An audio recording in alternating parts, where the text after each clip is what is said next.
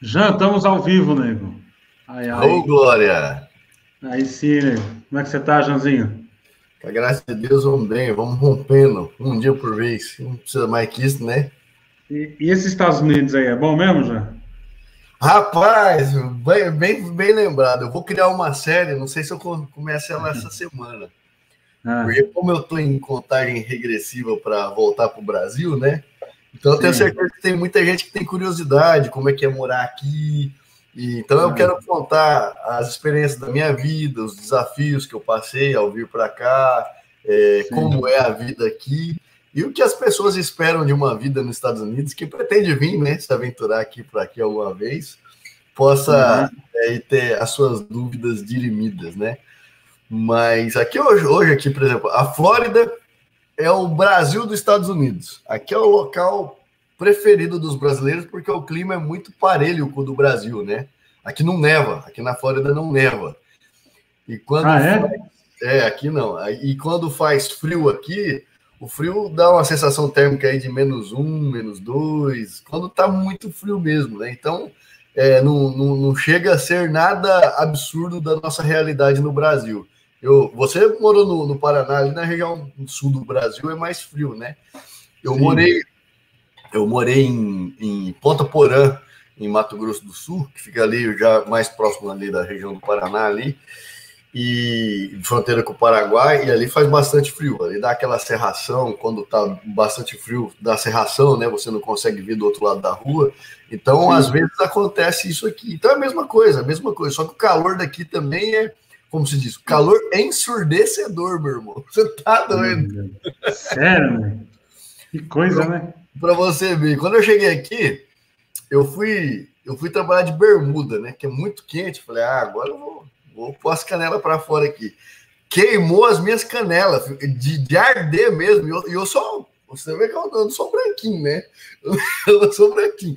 Mas queimou de arder, rapaz. Eu falei, caramba, rapaz, tem que usar protetor solar que acabou. Aí lascou, Pois nunca é. usei protetor solar na minha vida. Graça e paz, irmão Rodrigo, Nelson. Sejam bem-vindos. Vamos almoçar com a palavra aqui, viu, Jean? Pode, Opa, né, nego? foi com A hora certeza. a hora do almoço, nós aproveita e falamos da palavra. Jean, e daí, como é que tem sido a live lá com... Como é que é o nome do menino lá mesmo? Itamar Coutinho. Itamar Coutinho. O que você tem aprendido sobre a história do... É a história sobre a congregação ou é a história sobre o Luiz Franciscão que vocês estão falando, ou é sobre os dois e não tem como misturar, Não tem desvincular um como. do outro? Na verdade, não tem como separar, né, Fernando? Não tem? Porque a vida do irmão Franciscon, depois ele sim recebeu a empreitada de virar missionário e depois acabou plantando, né, algumas igrejas, que é inevitável, né, a vida de um missionário. O missionário, quando ele vai, propaga o evangelho e dali nasce um grupo e isso acaba gerando uma comunidade cristã, né? Isso é natural, a gente vê isso até na Bíblia, né? É comum, é que as pessoas parece que não conseguem separar, né? Porque parece que tudo que é em volta da congregação cristã é algo místico, algo diferenciado, né? É algo, Deus mesmo colocando a sua mão ali, porque é algo diferente. Até nós vamos abordar uma nova revelação de Deus aí, esperar o pessoal entrar mais, né? Abordar uma nova revelação de Deus aí. Mas o fato a gente analisar a história, é muito infantil da parte dos irmãos da congregação de manter essa mentira que eles criaram, essa fantasia que eles criaram a respeito da criação da instituição. Né? Porque se você analisar, olha só, Franciscon, ele foi evangelizado, pregaram, ele era católico, veio para os Estados Unidos, veio da Itália para os Estados Unidos, era católico. E aqui foi evangelizado, pregaram a graça, a salvação em Jesus Cristo. E ele creu.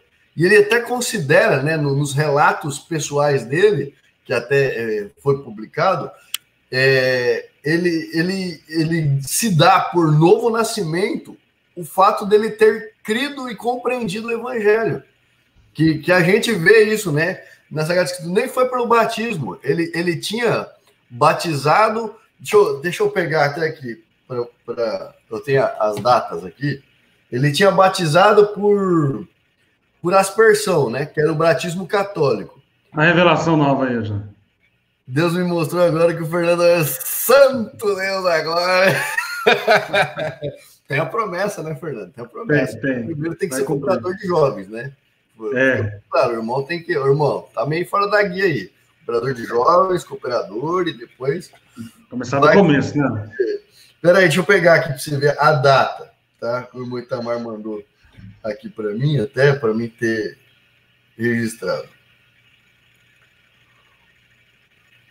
Olha só, em 1891, ele ouviu o evangelho por meio da pregação do irmão Miguel Nardi, que é um irmão que evangelizou ele. Em 1891. Aí ele descreve: eu tive do Senhor a compreensão do novo nascimento. Ou seja, ele creu no evangelho e compreendeu, né, que é só através de Cristo que era salvo. E aí, depois disso, ele acabou participando ele participou da fundação, né, da Igreja Presbiteriana Italiana, na época. Mas ele participou como membro, depois ele foi eleito diácono. E ele nem precisou rebatizar. Então, ele nem precisou rebatizar. Eles aceitaram o mesmo batismo, né? E depois, olha, isso foi em 1891. 3 anos depois, em 1894, é quando ele tem a tal da revelação, que na cabeça do irmão da congregação é que Deus revelou a congregação, né? Mas não foi isso, né? Em 1894, relatos da própria Franciscão, 3 anos depois que ele foi convertido, né? Ele fala assim, ó: encontrava-me em Cincinnati, Ohio, em serviço material, e aconteceu que numa noite ele estava de joelho em um quarto lendo o capítulo 2 de Colossenses. Quando chegou no verso 12, ouvi uma voz que me repetiu 2 vezes: tu não obedeceste a este meu mandamento. Então respondi: Senhor, jamais alguém me falou neste assunto. Ou seja, ele estava falando a respeito de um batismo por imersão. Então, como ele era batizado por aspersão, ele achou estranho, né? Isso 3 anos depois da sua conversão. Então, 3 anos depois, ele teve essa suposta conversa com Deus, né? E depois, demorou mais 9 anos para ele, então, se batizar por imersão, onde já existia um batismo, né? Então, você vê que não teve nada de uma revelação sublime, de um novo caminho, de nada disso. O que foi uma voz que ele ouviu falando que ele não obedeceu ao batismo, e aí ele ficou 9 anos conversando com Deus, como é que era isso, olhando, por certo, né? Porque já existia batismo de imersão na época, olhando, vendo quem que fazia esse batismo, como é que era, certo, né? Não era uma prioridade, porque ele já sabia que o novo nascimento se deu depois que ele compreendeu o evangelho, né? Que ele criou o nosso Senhor Jesus. Então, o que de fato, a única parte, que fica claro, isso em registros documentais, tá? Não é falácia, tradição oral. A única parte que ele teve essa conversa com Deus foi a respeito do batismo, não foi a respeito de uma pregação, de uma criação, de uma denominação religiosa, ou que mandou ele viajar para o Brasil. Isso não existiu, gente. Outra coisa interessante, outro fato interessante... Isso aí é o que você está aprendendo com o Itamar Coutinho lá, né? Isso eu estou aprendendo com o Itamar Coutinho. Tem esses documentos relacionados no livro dele. Porque o livro do Itamar é um livro que ele conta a história baseada nos documentos. Então, através dos documentos que ele conta a história. Não é o que eu ouvi falar, testemunho de alguém, não. Então, ele vai trazendo a história toda com base em documento, porque se alguém falar, né, comumente da congregação, prova isso! Então, ele tem como provar. Tem como provar. Só comprar o livro que tem como provar. Então, não teve essa revelação dessa igreja, né? E outra coisa que é muito importante nessa história toda, que a gente tem que pontuar, é que o tal do missionário que falou pro Franciscão, Deus me revela, né, lançou uma palavra profética no Franciscão, né? você tem que pregar para os italianos, né, no mundo. Só que, sabe o que o Franciscão tinha que pregar? Qual que era a mensagem que o Franciscão tinha que pregar? A mensagem pentecostal que ele viveu na Rua Azusa. Então, não era o evangelho de Jesus Cristo. Então, por isso é outro fato interessante que a gente tem que prestar atenção, que é por isso que nasceu o costume de, digamos, pescar no aquário dos outros, entendeu? Entendi. Porque a mensagem que ele levava, na verdade, era uma das evidências do Espírito Santo em dom de novas línguas. Essa era a mensagem. Essa era a mensagem que estava... Não era o evangelho. Não era o evangelho. E não era uma mensagem para ímpios, era uma mensagem para pessoas já evangélicas que não tinham experimentado essa segunda bênção aí, que é o... Isso! Era isso. A missão do Francisco era falar, olha, tem uma evidência do Espírito Santo em línguas estranhas, né? Pentecostes, né? Então, era essa mensagem. Era essa experiência que ele queria compartilhar com os demais italianos. Então, no fato, não era você tem que ir plantar igrejas, evangelizar, não. Era levar a mensagem que tinha esse avivamento de dons de novas línguas, vocês têm que experimentar, vocês não experimentaram, porque na época, né, não era uma coisa comum das igrejas. Isso aí não foi um movimento que começou na Rua Azusa, até então, antes, acho que teve no país de Gales, antes teve na Europa também, mas foi movimentos pontuais, né? Não foi algo, nossa, no mundo inteiro. E aí ele saiu para levar essa mensagem. Ele foi convidado para ir na Argentina. Ou seja, ele estava pregando sempre para crentes. Ele não estava pregando para descrente, né?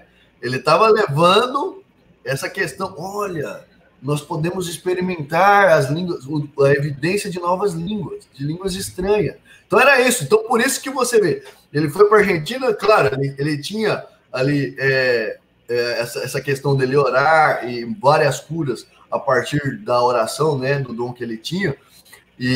Mas ele não foi para o Brasil a revelação. Ele não foi para o Brasil a revelação. Ele foi para o Brasil porque ele foi primeiro para a Argentina e depois ele foi expulso da Argentina, né? Por quê? Foi quando ele caiu no Brasil. Por causa desse avivamento que houve lá, né? Houve uma indisposição acho que com a comunidade local, acho que eram os católicos, salvo engano, agora eu não lembro ao certo, mas foi porque ele levava essa mensagem aonde não vivia essa mensagem. E isso, né? Imagina se alguém chega na sua igreja que não experimentou isso, prega aquilo, todo mundo vai achar primeiro, não é de Deus, essa coisa estranha, que é isso? Né? E aí começa a ver o povo pegando fogo ali e bota para correr esse caboclo aí, né?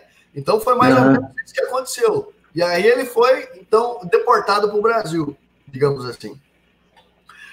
E aí quando ele chega no Brasil, ele evangeliza ali um coreiro, né? Esse fato até que o irmão Itamar trouxe, acho que é um coreiro, se não me engano, que ele pega, o cara estava tentando vender ali as peças dele no mercado local, aí não conseguia vender, aí ele pega e fala pro cara, oferece isso aí por 3 vezes mais, o caboclo fica, não é possível, né, isso aí não vai vender, não consegui vender, não, vai, que Deus é contigo, e aí o caboclo ofereceu e vendeu.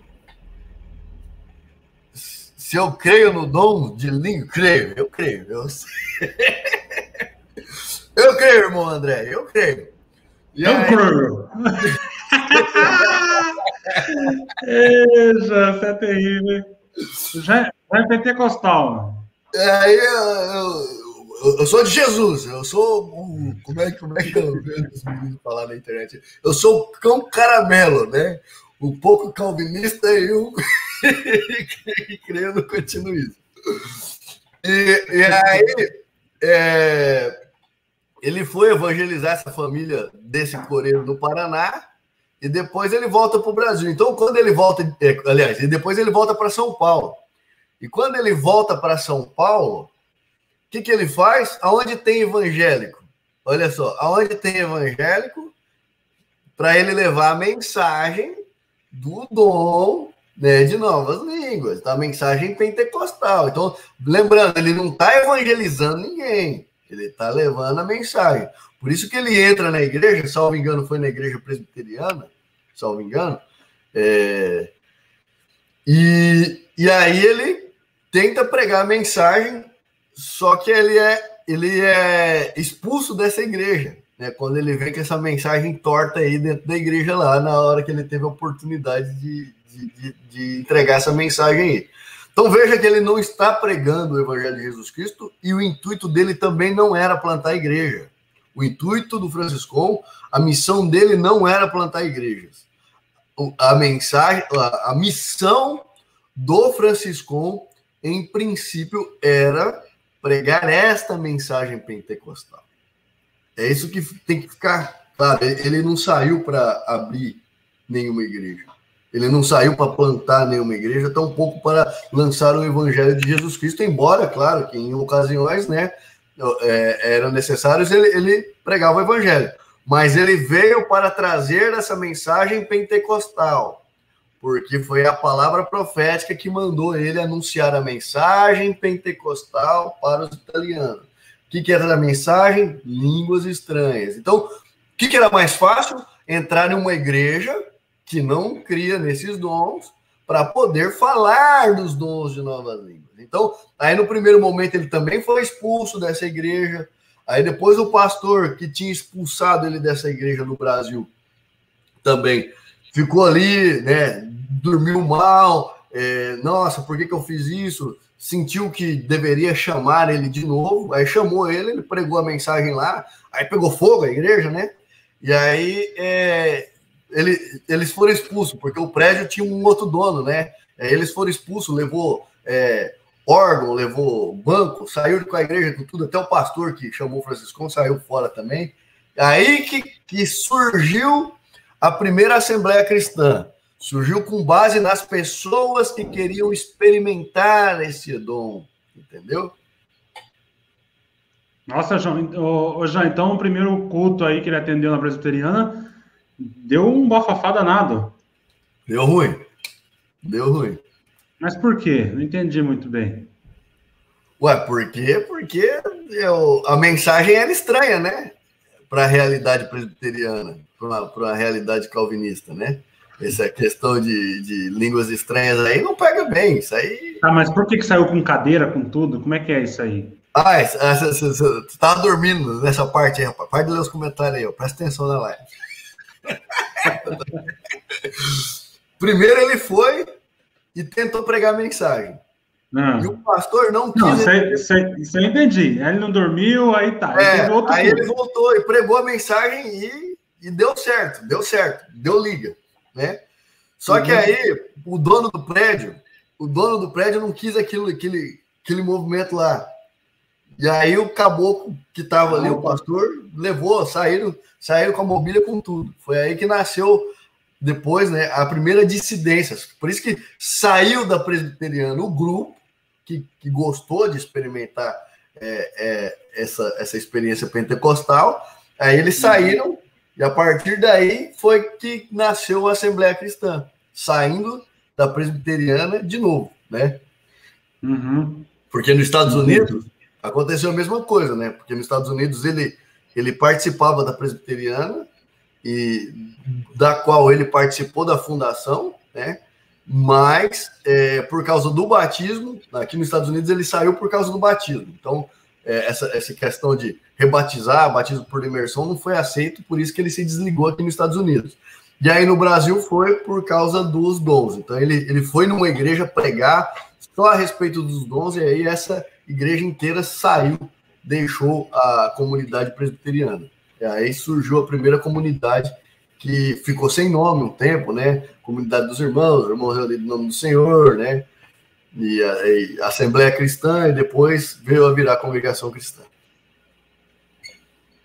Entendi, né?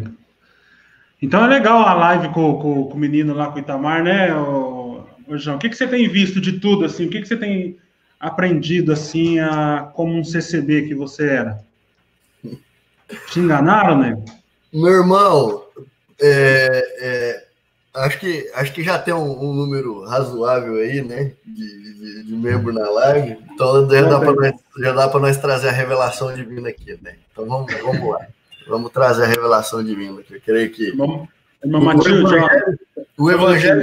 o Evangelho segundo a congregação cristã. Vamos lá. Segunda congregação. Matilde, deixa eu responder, irmã Matilde. Irmã Matilde, né? Em Indaiatuba tem igreja boa, tá? Tem igreja batista reformada de Indaiatuba. Faz uma visita nessa igreja aí. Perde tempo com o CCB, não. Continua, o Jean.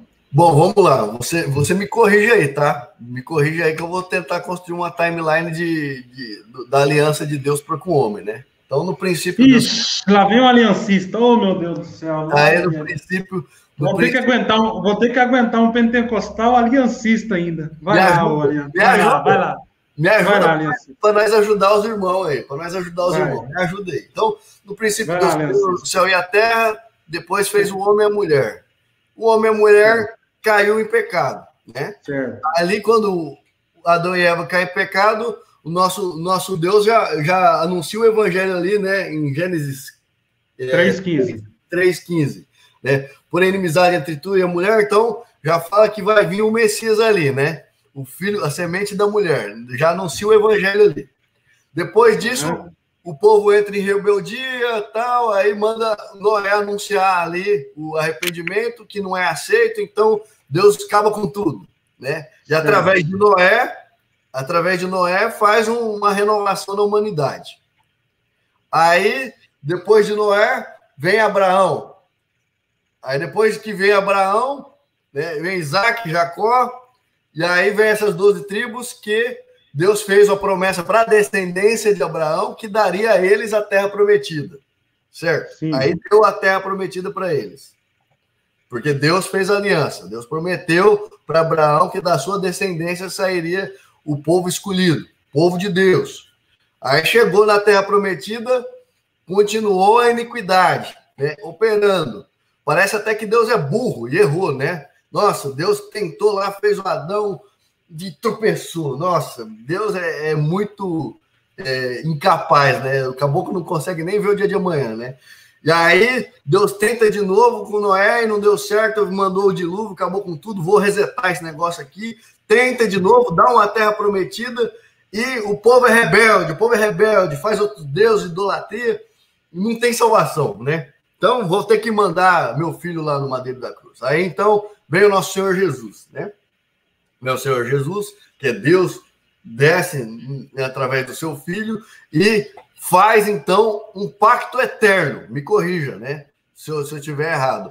Que através do seu filho, então, nós encontramos a salvação das nossas almas. Aquele que antes era anunciado, aqueles que criam, né, no Velho Testamento, na esperança daquele que estava por vir, agora são salvos aqueles que creram no que veio e ressuscitou e está à destra do Pai.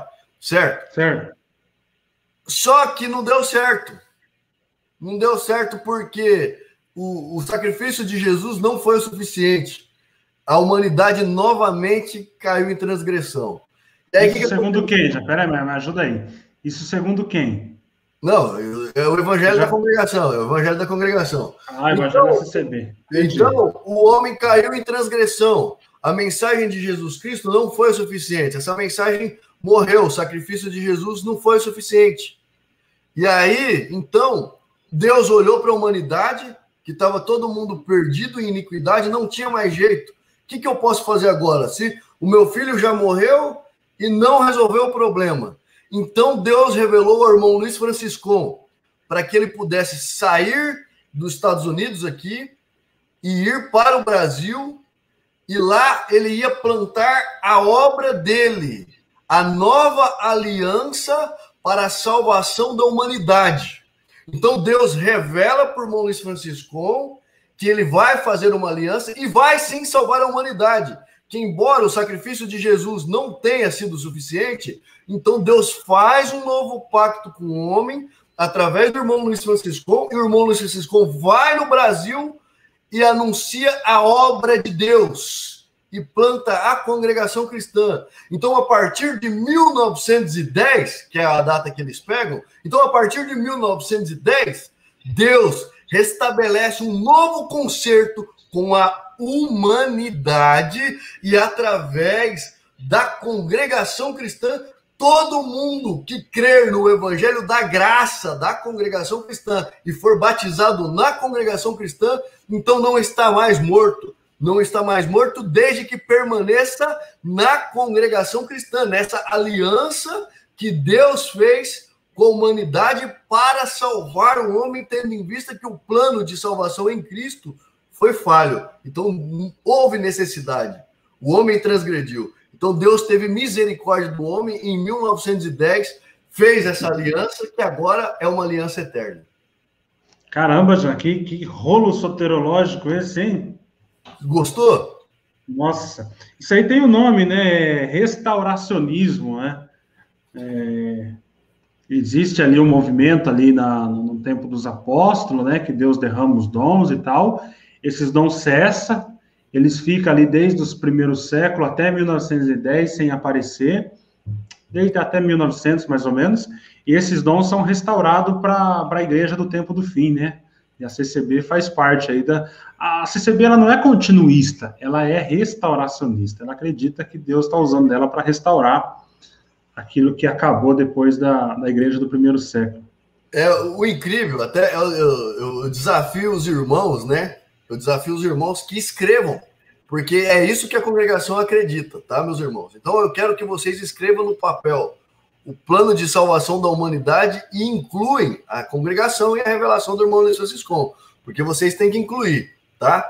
E aí vocês pegam esse plano que a congregação cristã prega, esse evangelho que a congregação prega, da nova aliança de Deus para com a humanidade através da sua obra, que é a congregação cristã, e vocês comparam com as Sagradas Escrituras. E vocês veem se tem base bíblica, se encaixa esse plano de Deus de restauração, o plano de Deus de salvação, não é de restauração, é o plano de salvação da humanidade através da congregação. Vê se encaixa. Agora, se a Bíblia para você não é infalível palavra de Deus, então tá bom. Joga a Bíblia fora, tá? E vai nos documentos, porque o livro do irmão Itamar Coutinho, ele tem os documentos. Ele tem os documentos que provam qual foi a revelação que o irmão Luiz Francisco teve, qual era a mensagem que ele tinha que levar e como foi que surgiu a congregação. O livro tem. Então, se você não crê na Bíblia, então você pega essa mensagem... Ô, Josafá, só um minutinho. Ô, Josafá, se você quiser entrar na live aí, dá um ok aí, né? Porque eu coloco você aqui também. Põe ele aí. E aí, olha só... O Natan, só um minutinho. O João tá tomado, mas tá arrebatado. Se eu não cortar a liberdade dele... Vai. Entra aí, Josafá, entra aí, Josafá. Entra conosco. Ô, Natan, agora não dá, irmãos. O homem não tem nem almoço, rapaz. Beleza. Entra com nós aí, ué. Ô, Natan, a live com o Josafá vai ser hoje, às 8 horas da noite, tá? Então, 8 horas da noite, eu e o Josafá vamos estar lá, falando da obra. A Josafá está dizendo aqui, a CCB inventou o sexto evangelho. Eles têm uma soterologia, é isso que você está dizendo, né, Jean? Eu estou falando do restauracionismo em questão dos dons, né?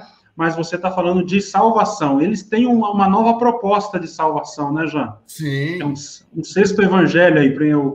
O quinto evangelho deve ser o de Isaías, né? Que é muito parecido com os evangelhos ali. Mas a CCB criou um sexto evangélico que o Jean trouxe. Gostei dessa colocação aí, Jean. Continua aí, Jean. Por quê? Por que eu trouxe essa revelação? Porque os irmãos, eles têm que ilustrar, né? Então, eles têm que ilustrar. Então, irmãos da congregação que gostam de assistir as lives aqui do Fernando, anota no papel isso. Esse plano de salvação de Deus com a humanidade, anota. Anota que agora tem esse novo plano e confronta com a Bíblia. E se a Bíblia não prestar para vocês, se a Bíblia for falsa, né, contém só a palavra de Deus, enfim, né, tem alguma coisa ali que está faltando, né, ou tem a mais, ou está faltando, não sei o que pensa, né, os irmãos, mas então compra o livro do Itamar Coutinho, porque ele tem os documentos, né, e ali tem a fala do irmão Luiz Francisco. E então, vocês vão comparar o que estão propagando, a mentira que eles estão propagando na congregação e o que tem de documento. O que era a mensagem do irmão Luiz Franciscon para os italianos, que não era nem o Evangelho de Jesus, era o movimento, a evidência de novas línguas, o continuismo dos dons. Era isso, a mensagem do Luiz Franciscon. Isso está documentado, meus irmãos. Então, ou você vai crer na palavra do Luiz Franciscon, ou você vai crer na palavra de Deus, ou você vai crer no evangelho da congregação cristã. Né? Aí você vai ter que escolher um caminho, porque não dá para você misturar os três, porque não tem como. Não comunica. Nenhum dos três não comunica. O que a congregação prega não condiz com o que está na Bíblia, nem condiz com o que é a história. Que loucura, né, já? E por que você acha que existe todo esse malabarismo dentro da CCB hoje, já? Toda essa distorção bíblica e histórica. Pergunta difícil me fizestes, meu amigo. A verdade é uma, né? Até ontem a gente estava abordando a questão de usos e costumes. A congregação, quando ela surgiu, ela era uma igreja, digamos que normal. Congregava um irmão com o outro, um na igreja do outro, e não tinha essa malícia. As assembleias, olha só que outro fato interessante que ontem a gente abordou com a live do Itamar Coutinho. A Irmandade participava das assembleias. Ou seja, não tinha essa reunião no monte, onde Deus vai revelar para Moisés, olha, eu vou te dar novos ensinamentos que os 10 não servem, vamos criar mais agora, ano e ano. Não. Antes, era uma reunião feita às claras. Tipo assim, eles iam criar um tópico ou discutir um assunto, as denominações se uniam, porque não era só a Assembleia Cristã, não. Outras se uniam, que tinham a mesma comunhão, e ali eles iam discutir, por exemplo, casamento. Aí eles pegavam a Bíblia, faziam aquela mesa aberta, e a Irmandade toda assistindo, e aí eles iam discutindo entre si. Inclusive, quem estava na plateia tinha a oportunidade de dar um palpite. Opa, isso aí não, de acordo com o tal escrito. Então, havia, de fato, uma assembleia. Havia, de fato, uma reunião. Havia uma discussão, né? Para poder, de acordo com o melhor entendimento, eles adotarem essa postura ou essa de acordo com o que diz essa passagem ou a respeito da dúvida que eles levantavam ali, que eles suscitavam, né? Uhum. Inclusive, os 12 pontos de doutrina, outra coisa bacana, os 12 pontos de doutrina, eles vieram da igreja metodista, tá? Porque o presidente da primeira assembleia, que foi em Niagara Falls, aqui nos Estados Unidos, o presidente da primeira assembleia, ele é ex-membro da metodista. Então, ele trouxe já algo que tinha metodista, e aí eles trabalharam em cima disso e fizeram as alterações que eles acharam pertinentes. Então não foi a voz de Deus, eu vou agora. Inclusive, antigamente, você dava homem e mulher junto, no cabelo, não tinha nada dessas firulagens, não tinha. E aí eles pegavam a partir do que existia da metodista e alteraram. Porque a primeira discussão que houve foi a respeito do chouriço, da carne sufocada, de comer sangue, não comer sangue, e do casamento, né, da questão do divórcio. Então foi o primeiro embate que eles enfrentaram, e aí houve uma briga ferrenha ali entre os irmãos, e aí eles criaram essa primeira convenção, onde participaram aí as igrejas italo-americanas. Então foram várias, não foi a exclusividade dessa igreja, não, foram várias igrejas, e aí eles discutiram, trouxeram esses pontos da metodista, e a partir daí criaram os 12 pontos de doutrina. Muito bom, já, muito bom saber disso. Eu já teve, irmão, aqui o CCB Primórdios, fez uma pergunta boa. Fernando, você andou bastante quando era dessa graça. Ai, meu Deus do céu. Qual região você vê como a pior, falando de CCB? O meu enfoque é teológico, né? Então eu vou responder a pior teologicamente dizendo. Elas são diferentes, né? Eu pegaria Paraná e São Paulo. As duas são péssimas. As duas são um lixo. mas elas estão de caráteres totalmente diferentes. A Paraná, a CCB do Paraná, vamos pegar como um estado, né? Como estado, generalizando o estado, ela é legalista, né? Então a salvação ela está atrelada a um comportamento baseado em usos e costumes. Isso é muito forte. Tinha um cooperador da minha comum lá que ele chegava a ameaçar pessoas que os carros delas iriam capotar indo para a praia, né? A casa de serpente, isso é casa antigo, lógico, eu acho que hoje já nem tanto.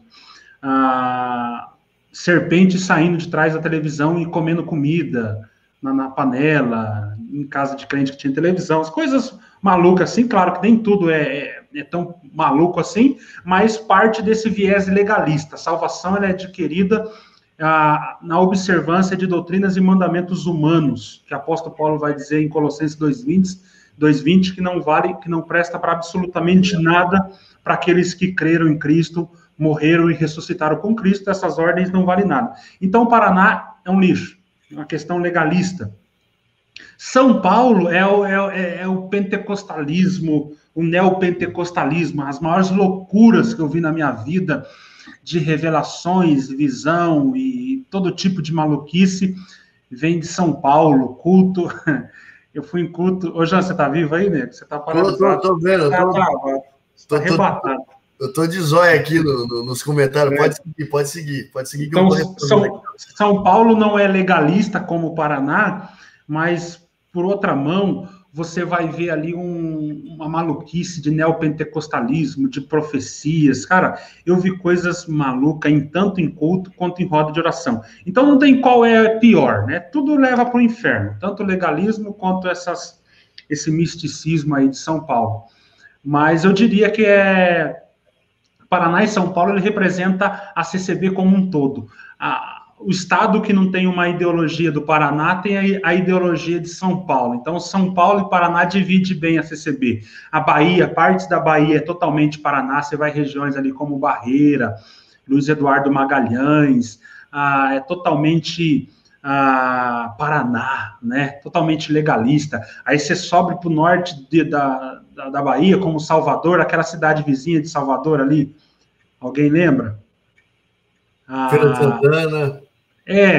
Tem outra ali, bem do lado de Salvador, que é a terra de profeta também. Então, Minas Gerais, você vai para Minas Gerais, tem um estado regiões mais legalistas, você vai para o norte de Minas, já uma região bem mais pentecostal. Então, é dividido, a congregação no Brasil é dividida entre Paraná e São Paulo. Se não é legalista, você está enfiado no misticismo do neopentecostalismo, que é um horror. Então, é horrível, não tem o que é pior, não. Tudo é muito ruim. É o que a gente estava conversando na live passada, né, Fernando? É a Babilônia, né? É a Babilônia que existe na congregação, porque... Camaçari, o Nelson falou aqui, ó. Camaçari, sim, Camaçari é do lado. Com C cedilha ali, Camaçari. É essa daí. Então, eu tô dando exemplo, assim, mas todo o Brasil, assim, você vai pro Amazonas, né, cara? Aquele Manaus, terra travada ali, né, legalista e tal. Você vem mais para baixo, profetaiada no Pará, que, meu Deus do céu, coisa de... Piauí é terra de profeta, é totalmente paulista aquele negócio, né? Então, tá bem nesses extremos, assim, Paraná e São Paulo é o que divide a CCB. É o que você falou aí, né, João? A Babilônia teológica, você não tem algo muito definido, nada definido, na verdade, né? Não tem nada definido em uma mesma igreja, você não tem nada definido nem entre o seu corpo ministerial. Porque um prega uma coisa, no outro culto o outro vai desconstrói tudo que o outro pregou e fica um falando sobre o outro. Exatamente. E a Irmandade perdida ali, porque a Irmandade está vendo. É isso que o falso evangelho produz, o tanto de hipócrita dentro da congregação. Porque eles vêm falar contra nós aqui, só que eles esquecem que nós vivemos dentro da congregação. Então nós não estamos falando nada de achismo, não. Nós vivemos, nós estamos sentados. A diferença é que agora nós andamos pela verdade, nós não andamos mais com fantasia. Então a gente fala o que a gente viveu e pronto, acabou. Por exemplo, você vai lá e senta, você está vendo que está uma briga de ministério. Um prega uma coisa, outro prega outra. Só que no meio dessa briga, que você está vendo, que é um atacando o outro usando a palavra, você consegue pegar essas palavras lixentas, uma confirmação para você fazer um negócio. Incrível, incrível. A Eliane está perguntando aqui se dentro do Paraná também existe essa divisão. Existe dentro de uma cidade. Ó, no Paraná, por exemplo, Londrina, absolutamente travado, né? Totalmente legalista. Você vai para a cidade como Jaguariaíva, totalmente profeta, dominada por profecias e orações de madrugada, né? Você vai para Astorga, Arapongas, é uma coisa. Você vai para Foz do Iguaçu, outra coisa. Aí você vai para dentro de Curitiba, cara, eu ficava admirado. Em Curitiba, onde eu congregava já, você tinha um bairro aqui chamado Veisópolis, aí você andava 600 metros, você tinha um bairro chamado Acrópole. Irmão, não parecia que fazia parte da mesma denominação. Não tinha absolutamente nada a ver. Até entre a Irmandade há uma divisão terrível. Tinha pessoas do Acrópole que não iam no Veisópolis. Aquilo ali é terra de profeta. Eu não vou naquele lugar, aquele de profeta. Deus me livre. Aquilo é um terreiro. E você tinha gente do Veisópolis que não ia para o Acrópole. Aquilo é uma geladeira, povo frio, povo não sei o quê. Você vê, 600 metros. Ou seja, cara, é uma Babilônia total. É uma Babilônia. Total. A única coisa que eles têm muito em comum é não fale mal da CCB. Eles falam, né? Eles nem vão congregar, né? Mas você de fora, não. Aqui é a obra de Deus, mas nem eu gosto daquela igreja. Mas eu não sei, é a obra de Deus. É uma Babilônia tanto em linguagem quanto querendo alcançar o céu, né? Tanto na horizontal quanto na vertical. E até teve um irmão que perguntou aí a respeito aqui dos Estados Unidos, né? Cadê? Volta aí para cima aí, deixa eu ver aí. Teve um irmão que perguntou aqui dos Estados Unidos. Bom, o que eu posso falar aqui? Eu congreguei só na Flórida, né? Então eu congreguei em Miami, congreguei em Tampa, congreguei em Sarasota, congreguei em Jacksonville. E em Orlando, que é onde era a minha comum. Em Orlando, né, ali nós tínhamos culto terça, quinta, sábado e domingo, e culto de jovens domingo de manhã. Então, das cidades da Flórida e até dos Estados Unidos, era uma cidade mais bem servida de culto, porque praticamente tinha culto dia sim, dia não, e aqui quase não tem congregação cristã, né? São poucas igrejas que tem no país mesmo, né? Porque é uma igreja voltada para brasileiro. É uma igreja voltada para brasileiro. E, por exemplo, em Orlando, tem também os grupos dos profetas. Claro que tem que ter os grupos dos profetas. Rapaz, teve uns amigos meus que eles entraram em campanha 15 dias, Fernando. Os caras oravam das 6 da tarde às 6 da manhã e ia trabalhar. Das 6 da tarde, das 6 da manhã, ia trabalhar. Durante 15 dias, porque para Deus destravar a porta e eles conseguiam abrir uma empresa. Aí, o irmão que eles estavam encampando essa campanha, deu calote nos outros e... Meu Deus. Deus. E partiu. E era um irmão conhecido. Aí saía no Facebook, né? Cuidado, região tal, irmão fulano, deu calote aqui, um monte de irmão foi lesado, não sei o quê. Que levou o dinheiro do povo embora, né? Faz associação, prega, né? Meu Deus, que eu vim da maçonaria, o meu pai era ancião e me roubou e não sei o quê. Vinha com as histórias tristes do Brasil para cá e laçava aqui a Irmandade, pegava dinheiro do meio mundo e dava o golpe, né? Então, aqui também tem essa Babilônia. Tem, né? Aqui também tem. Então, não é diferente, né? Até você perguntou, até os anos 50, a gente estava conversando, era mais tranquilo a questão de usos e costumes. Depois dos anos 50, o que aconteceu? Parece que saiu uma publicação, um estudo a respeito das igrejas evangélicas no Brasil. E a congregação cristã era tida como a mais frouxa. A mais frouxa na questão de usos e costumes, a que menos aparentava ser crente, digamos assim. Né? Uhum. Inclusive, no Paraná, agora eu não lembro o nome, meu irmão Itamar pode falar depois, se ele quiser. Teve a primeira dissidência dos irmãos que saíram da congregação no Paraná, os extremamente legalistas.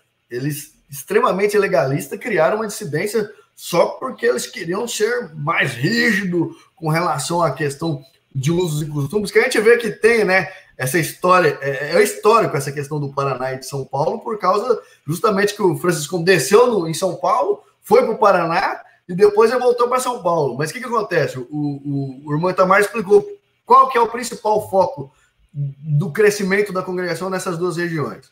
Primeiro, como São Paulo veio de origem presbiteriana, é um povo que conhece mais a Bíblia.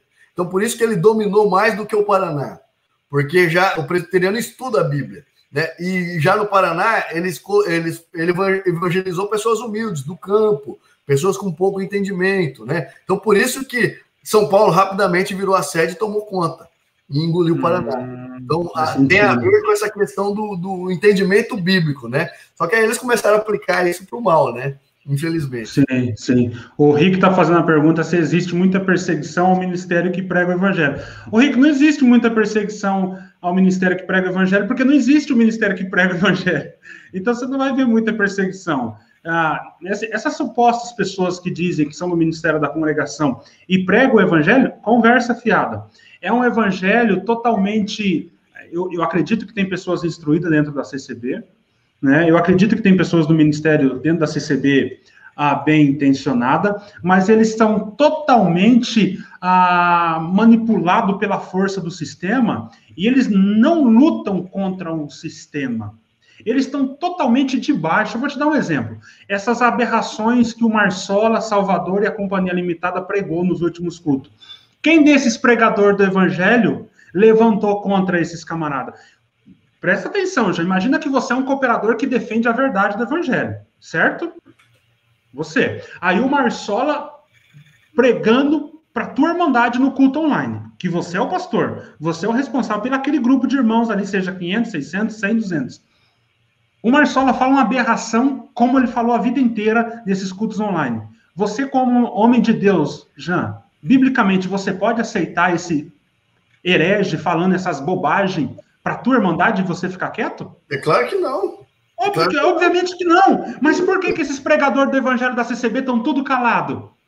Porque eles não têm amor pela verdade. Eles têm amor pelo sistema. Eles têm amor pelo sistema. Entendeu? Porque se eles são pregadores que amam a verdade e sabem que a mentira, ela mata, rouba e destrói, ele levantaria para a irmandade e falar, vocês estão proibidos de assistir esses cultos online.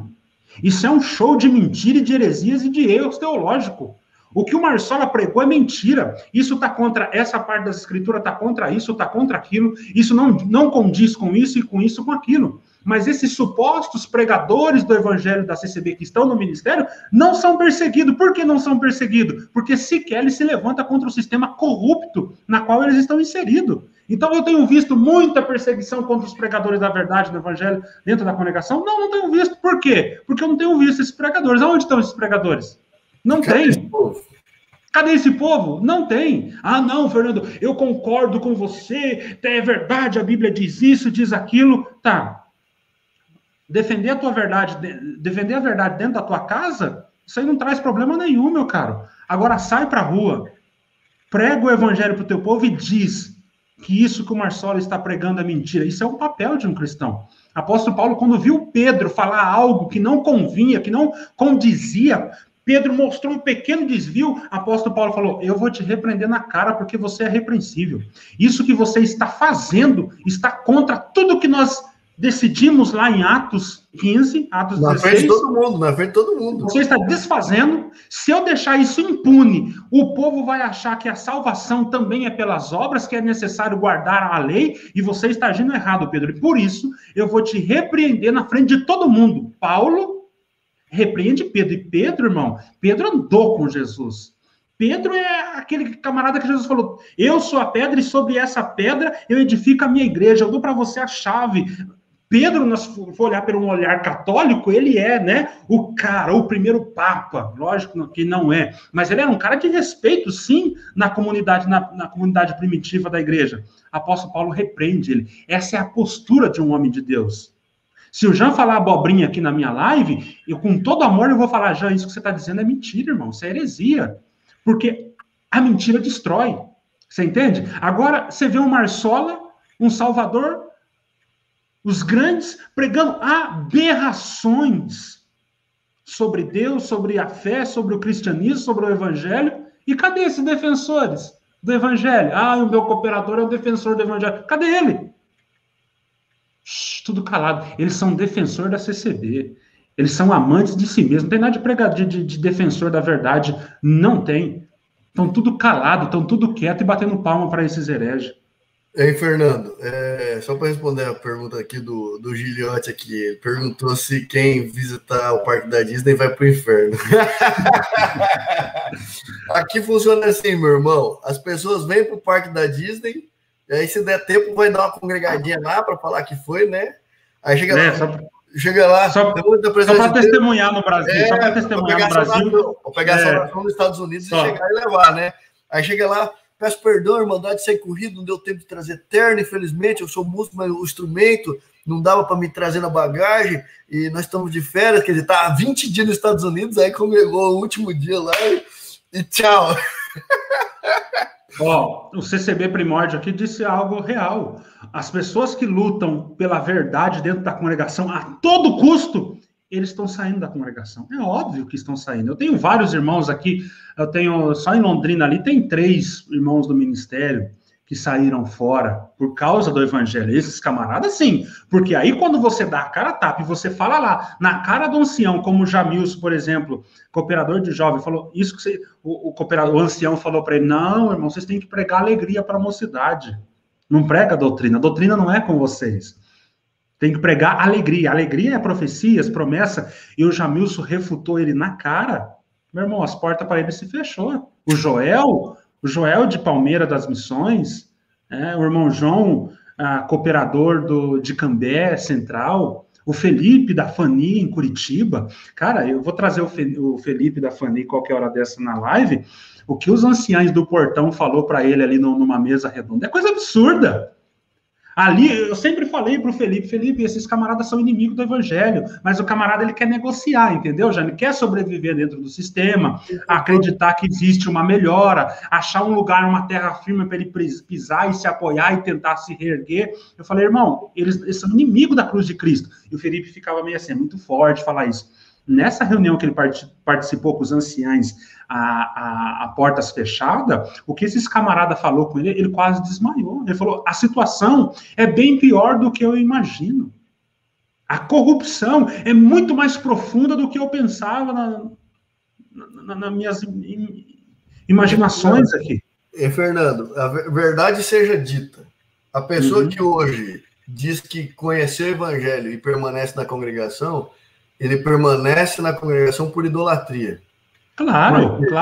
Porque ele ama e ele quer lutar de todo jeito para salvar a instituição. A instituição. E aí ele mente para si mesmo que quer salvar a irmandade, os irmãos, que ele quer pregar o evangelho ali. Ele começa a inventar história. Ele não é honesto consigo mesmo. Ele não é honesto porque ele gosta do cenário, ele gosta da orquestra, ele gosta de ser músico, ele gosta dos amigos, ele gosta... Não tem nada a ver com o evangelho. Não tem nada a ver com o evangelho, não tem nada a ver com Cristo. Até eu estava falando com o irmão, tem um cooperador de jovens que estava conversando comigo, ele ainda é cooperador de jovens. Eu falei, meu irmão, o dia que Deus abriu minha mente, né, que os meus olhos espirituais abriram, que eu fui ponderar as coisas, que eu fiquei assim, né?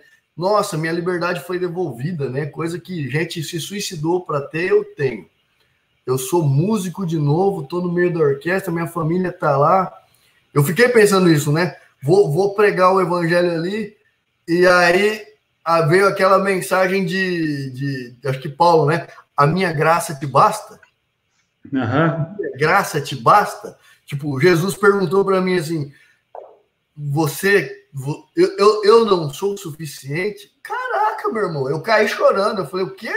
Tá doido? Eu reputo tudo como perca mesmo. Eu não quero nada, porque você tá doido. O amor de Cristo nos constrange mesmo. Por quê? Porque nós não podemos ter nada no coração além dele, né? Exato. Tudo que a gente tem, que nem esses irmãos que pseudamente estão no ministério pregando o evangelho, eles de fato não se importam com as almas. Porque se eles se importassem com as almas, eles não iam achar justo ele pregar o evangelho de Jesus Cristo e vir um ancião e desconstruir. Ele pregar o evangelho de Jesus Cristo, vir um ancião e desconstruir. E fazer confusão na mente das pessoas e ele, né, não podendo pregar a verdade. Ou seja, ele está tentando, olha só, eu não sei nem como nominar isso. a merda. Vamos falar a merda. Porque não dá nem para como nominar. Romário é a pessoa que quer pregar dentro da congregação cristã a mensagem subliminar de Jesus Cristo. Exatamente, exatamente. Meu Deus. Ele não fala abertamente. Cara, essas pessoas que estão dentro da congregação, claro que tem pessoas convertidas no ministério, que estão pregando o evangelho, e o que eu vou dizer, a vida deles é curta lá. Pronto. Nesse momento, eles estão pregando, eles estão lutando, e eles vão sair de lá, entendeu? Mas esses camaradas que estão permanecendo dentro da CCB, cara, eles estão negociando o evangelho a cada minuto que eles pregam.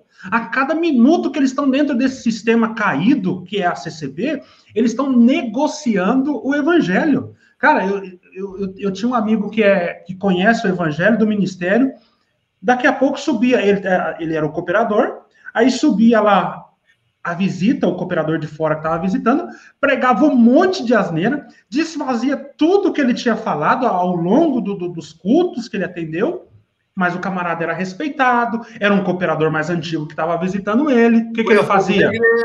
Ponhava fogo na igreja. O que ele fazia? Ele tinha amor pela verdade ou tinha amor pelo sistema? Pela sua própria pele? Se ele fosse um amante da verdade, ele se levantava como Paulo levantava no meio de espada, Meu, se você abrir a boca aqui, você vai morrer. Ele foi apedrejado numa cidade, não lembro agora o nome da cidade, ele acabou de ser apedrejado, arrastaram ele como morto, ele levantou e entrou dentro da cidade de novo. É loucura, esse é o caráter de um homem cristão. Aí o pregador levantou, viu bola de fogo, viu o anjo menino, e viu coisas absurdas, e o cara ficou encolhido ali. O que ele fez? Se o culto era dele, a irmandade era dele, o que ele fez? Silêncio. Aí dava o microfone para ele orar e falava: Senhor, te damos graça, porque o Senhor revelou, mandou a sua palavra nessa manhã. Que mentira, cara! Você sabe que é mentira. Aí você fala: Fernando, esse é um defensor do evangelho. Uma pinóia, é o inimigo da cruz de Cristo. E quando vai falar, o evangelho tem que ser restrito, ele não pode falar tudo. Ele não pode olhar para a cara de uma pessoa e falar: as tuas obras não valem de nada. Ele não pode falar isso abertamente. Ele tem que falar uma coisa subliminar, uma coisa oculta, de forma que não fira o sistema. Aí vem falar para mim: não, Fernando, nós temos que usar de uma guia, de uma sabedoria, porque Deus vai fazer a obra ao longo do tempo. Peraí, usar de mentira é uma estratégia válida para pregar a verdade? Deus vai usar da minha mentira, da minha covardia, para reformar uma instituição? Que sujeira é essa, irmão? Quando que Deus reformou alguma coisa a partir de mentiras ou de meias verdades? Ah, pelo amor de Deus, João, faz favor. Pelo amor de Deus, porque se fosse para salvar a instituição, a Igreja Católica tinha sido salva, não tinha esse monte de igreja que tinha hoje, né? Se o plano de Deus fosse salvar de fato uma instituição. Uma instituição, né? Tem pessoas que direto aparecem aqui comigo falando: ah, então por que Deus permite que, se está tudo errado, por que a porta da congregação nunca se fechou? Eu falei: minha querida, não é só a congregação que nunca se fechou. Boca de fumo nunca se fechou, prostíbulo nunca se fechou, a Universal não fechou, catolicismo não fechou, islamismo não fechou. Que bobagem que você está falando? Que raciocínio lógico mais esdrúxulo é esse? Sabe? Então, o problema é que eles tentam salvar de tal maneira que mesmo eles sabendo que está tudo errado, eles acham que mesmo assim Deus tem um amor especial pela congregação, rapaz. É um absurdo isso, cara. É um absurdo. Não sei de onde que eles tiraram isso, Jean. O irmão aqui está dizendo, creio que é Agnaldo, enfim, ficam porque gosta de tudo o que a carne gosta. Claro, velho, o cara tem uma honra, o cara tem uma respeitabilidade. Em terra de cego, quem tem um olho é rei. Esse camarada que se diz que conhece o evangelho, ele sabe o poder que ele tem, porque o conhecimento lhe dá o poder. E ele tem um poder aonde? Dentro dessa instituição. Então ele joga um pouco de verdade, consegue arrancar mais coisa dos textos, tem mais textos que ele consegue ler e se sair bem, e isso deixa a irmandade toda apaixonada por ele, e isso lhe afaga o ego, e isso é maravilhoso. E esses caras, que se diz pregador do evangelho e que defende essa seita, é os caras mais perigosos que existe contra o verdadeiro evangelho. São eles que têm mente muito bem avançada e que leem livros que vão achar algum caminho para continuar defendendo a CCB com mais força, com mais técnica, com mais estratégia, com mais conhecimento e refutando com mais técnica, com mais destreza o Evangelho de Cristo. Eu estou vendo um grupo que está se levantando aí, o camarada defende tudo da CCB, defende lá o Luiz Franciscon, e o Franciscon é um homem de Deus, e não sei o quê, aí chamou Paul Washer de herege. Olha para você ver, camarada, meu, que eu perto deles no conhecimento, entendeu? Não sei, não. O cara fala inglês, o cara fala latim, o cara fala grego, mas ele, o que é? O coração dele é apaixonado. Ele nunca conseguiu, por exemplo, falar para a família dele que a CCB é um erro total e absoluto. Ele não tem coragem para isso, porque ele sabe que vai perder a esposa, vai perder. É um covarde absoluto. Então ele tem que desenvolver uma estratégia para ficar dentro da CCB. Aí ele começou a achar problema. Paul Washer é um herege, MacArthur é um herege, o J.I. Parker é um herege, o D.A. Carson é herege, o Paulo Júnior é um herege, Augusto Nicodemos é um herege. O que presta? Não, agora eu entendi. Agora, você entende, cara? Esses camaradas são habilidosos.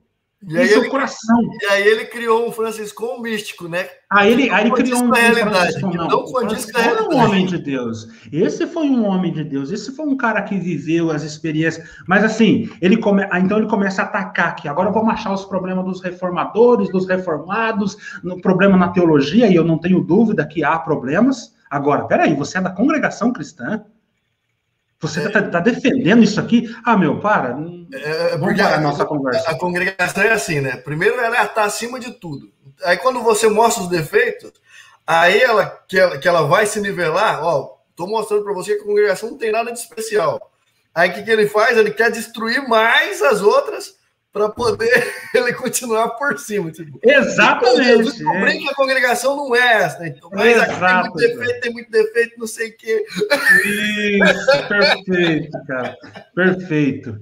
Aí, sabe qual que era a maneira dele falar assim, refutar os erros da CCB atual? Ele dizia assim: roubaram a minha CCB. Olha que lindo, né? Roubaram. Eu vou resgatar a minha CCB. Você vê que o interesse dele é totalmente sobreviver bem no meio da família, no meio da parentela. Ele não tem compromisso nenhum com a verdade toda. Então, essas pessoas que defendem o evangelho, que estão dentro da CCB, que se diz, não, eu sou um defensor do evangelho, são os caras mais estrategistas, os mais espertos, que vão usar meios mais inteligentes para defender o indefensável, que é a congregação cristã, que tem feito tantos males à teologia, ao país, a tudo, né? É uma tragédia total. Outra coisa que não tem lógica, Fernando, que as pessoas, elas se fingem de boba, né? Porque só pode, elas estão se fingindo de boba. Vamos lá.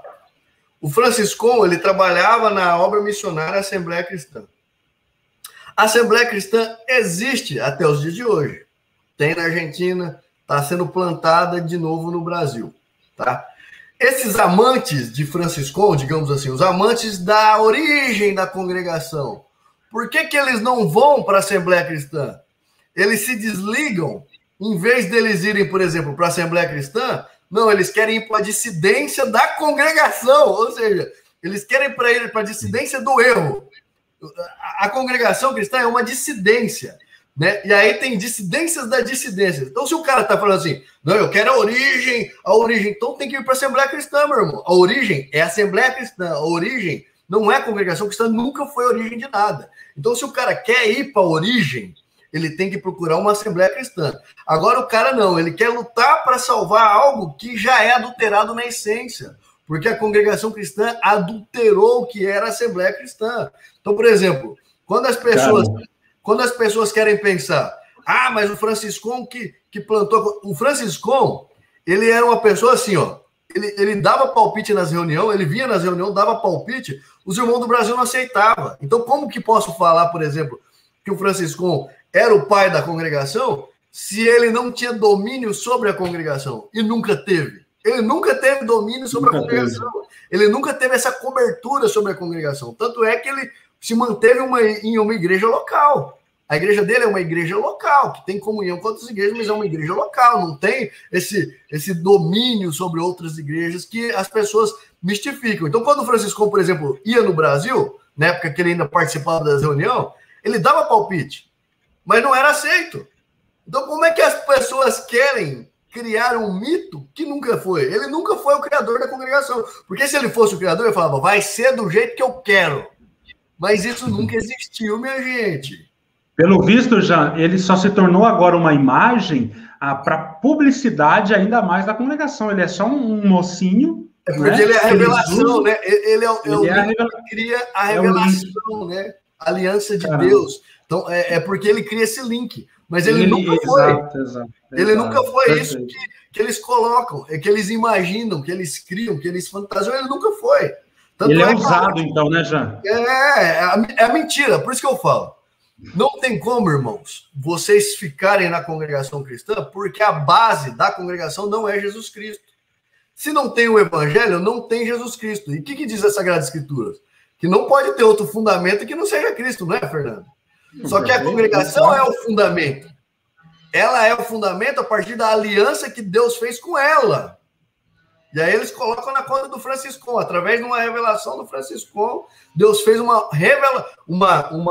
aliança com a humanidade. Então, a congregação se tornou o fundamento de fé. Tanto é que ela que é a graça. Ela que é o verdadeiro caminho. É ela que salva. A salvação está nela. Ou seja, a congregação é o fundamento, não é Jesus. Tanto é que isso é o falso Cristo. O que vocês não veem que isso é o falso Cristo? Alguém que usa o nome de Cristo, alguém que opera obra, opera milagre, opera maravilha, alguém que se posiciona como a graça. Ela é o fundamento. O problema da congregação é que ela é o fundamento. E ela é a graça. Ela salva. Não tem salvação se não for ela. Ela é o fundamento, não é Cristo. Isso que as pessoas têm que enxergar, gente. E o Francisco não tinha domínio sobre essa aberração. Então, quem tem saudade, saudosismo e quer restaurar, vai para a Assembleia Cristã. Então, procura um ministro da Assembleia Cristã, planta uma Assembleia Cristã na sua cidade. Você quer o que era a origem? Planta uma Assembleia Cristã na sua cidade. Quer um conselho? Não faça isso. Procure uma igreja bíblica, por favor. Por favor. Ô, Jean, muito bom, né? Vamos encerrar por aqui já. All right. Tenho que sair. All right? Tudo certo. Então tá bom, meu amigo. Gente, foi uma alegria estar com vocês aqui. Vamos fazer mais dessa, já. Tem que deixar meio que agendado, né? Fazer pelo menos umas 2 vezes na semana. Vamos mais fazer. Curta. Deixa eu só fazer uma despedida aqui antes de você me encerrar.